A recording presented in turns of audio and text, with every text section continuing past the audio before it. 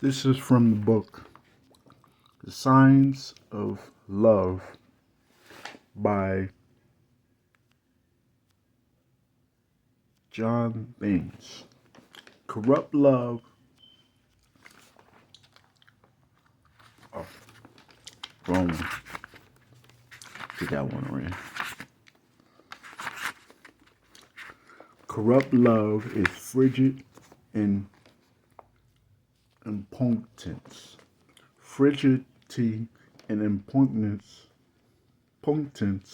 correction, are not aspects of a concept in love themselves, but results of physical and psychological disorders. They are instead causes of corrupt love, which inhabit manifestations of natural love. The term normal does not apply here, for it is normal for people to have all kinds of psychological conflicts. The word natural refers to which is within the standard of nature. The unnatural is the natural perverted through human ignorance or corruption. Sexual incapacities affect women more than men. The statistics state between 30 to 40% are frigid. This is extremely alarming figure. The anomaly is tremendous obstacle for a woman trying to attain her own happiness, for a part of making incapable of achieving orgasm. It gives her inferiority complex and feelings of frustration about femininity. To understand the frigid and impotence fully is the common cause must be explained. Understanding the cause of the problem will shed light on a number of irrational attitudes. Normally, frigidity is viewed as inability to obtain orgasm, but there are many types of frigidity differentiated according to the degree of disturbance.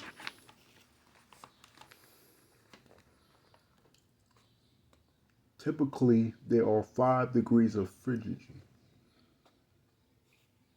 The woman occasionally does not complete a vaginal orgasm. Those who have excited her never reach orgasm. Those who reach orgasm in the clitoris. Those who are occasionally unable to become excited. Those who suffer from frigidity and blocked genital response. The cause of frigidity is mainly psychological in the origin, even though there are causes of vaginal anesthesia and organic disease of the nervous system, such as multiple sclerosis, transverse myelitis, dorsal tabs, and polymyelitis, which is become frigidity. The possibility of a cure in these cases exists in direct ratio to improvement in these illnesses. Lists are most frigidity due to psychological origins. Definite sexual education through ignorance, indulgence of parents, or because of the sex was permitted in immoral or sinful. The association of sexuality with danger. Penis envy, masturbation, unconscious homosexuality, childhood traumas, foreplay that is too brief, partners' premature ejaculation, aversion to the partner's physical nearness in some aspect, deficient Adolescent sexual education. A woman is often given a false view of her education based on misunderstood of Puritanism in childhood. She is usually taught to be a good housewife, a model wife from a social point of view, a magnificent cook, an efficient mother, but she is not prepared for all the interaction in a love relationship. On contrary, a woman is sometimes educated to fail in the side of her relationship, to become frustrated or tolerate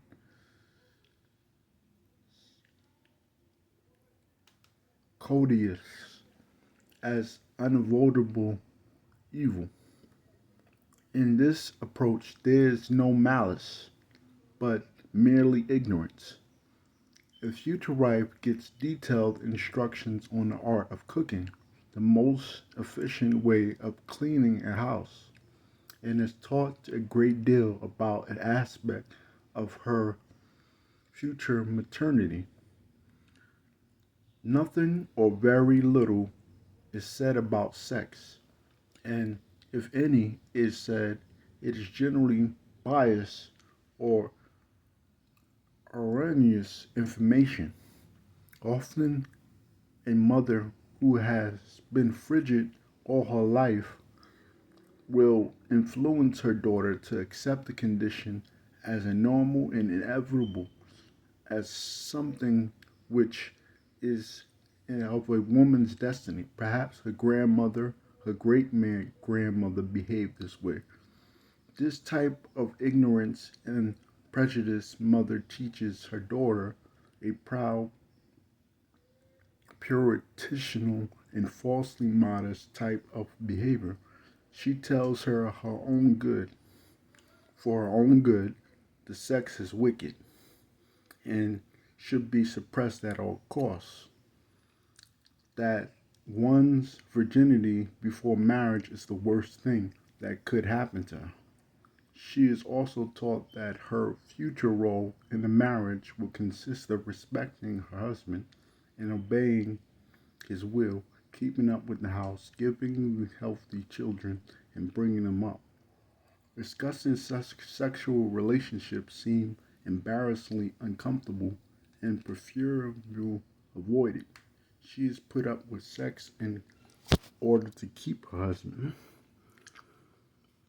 If home environment has been excessively strict, and if a girl has been threatened from childhood with severe punishment when she displays interest in sex or her awakening of sexuality, she will become frigid.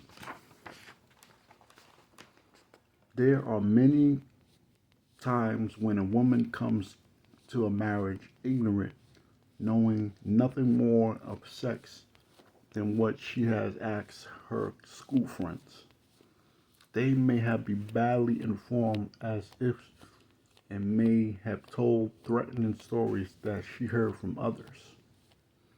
The association of sexuality with danger, this, the, this factor is a part of normal process in which a woman from childhood forges a link between danger and sex. Many elements contribute to this, and the main ones are fear of the first sexual relationship. Many women have general idea before the first experience that the process of deflowering is something terrible and shocking or painful and bloody. The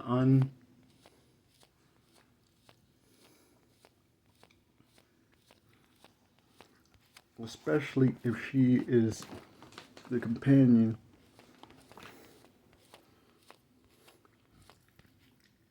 impatient and experienced or tactless. The first sexual experience is definitive, for it causes frigidity, which is hard to cure.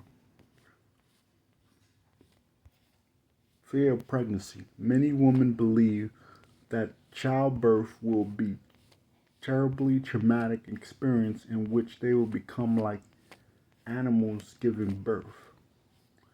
She may be terrified by shocking or vulgar accounts of childbirth, profoundly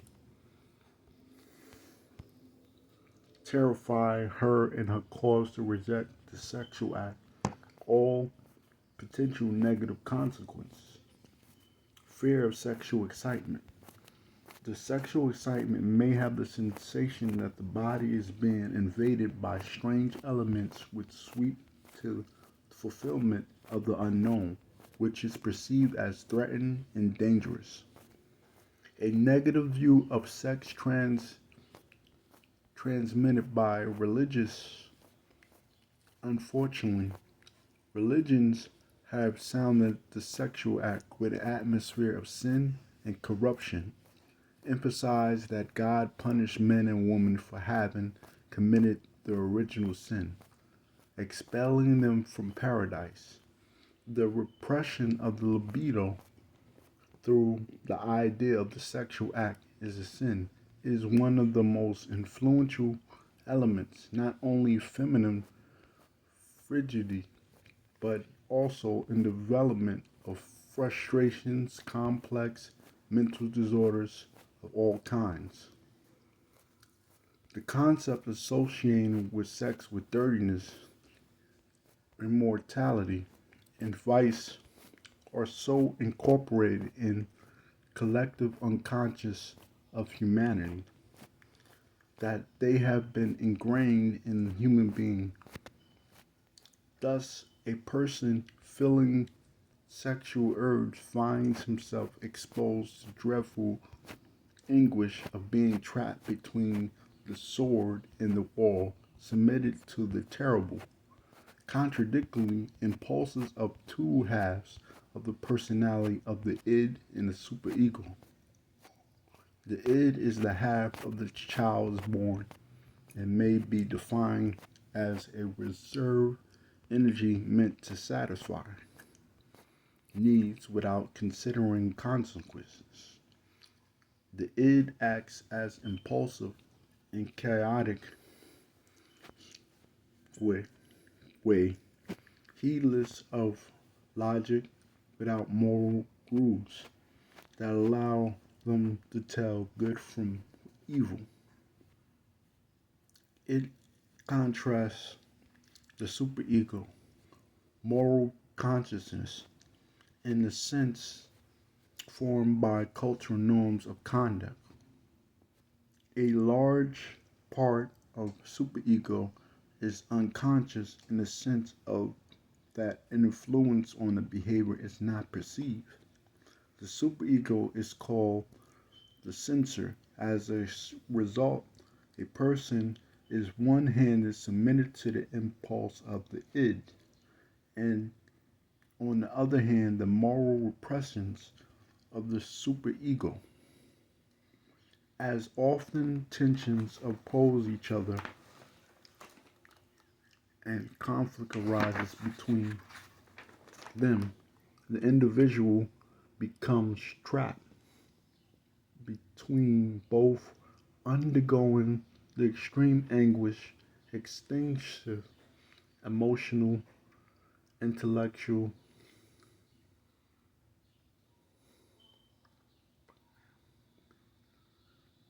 and benevolence.